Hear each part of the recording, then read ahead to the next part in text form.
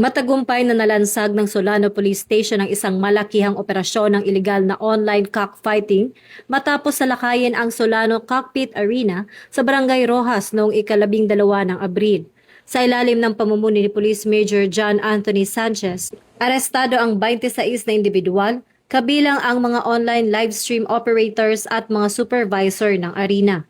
Ayon kay Police Major Sanchez, ang nasabing pagsalakay ay bunga ng masusing pakikipagtulungan sa iba't ibang intelligence units upang maputol ang mga iligal na aktibidad na gumagamit ng online platforms para sa isabong. Na pinaniniwala ang may koneksyon din sa mga operasyong nauna ng sinalakay sa Abulag, Cagayan. Sa gitna ng operasyon, nakumpiska ng mga otoridad ang mga ebidensyang nagkakahalaga sa 616,250 pesos na cash, mga betting tickets, computer sets, internet routers at iba pang kagamitang ginagamit sa live streaming.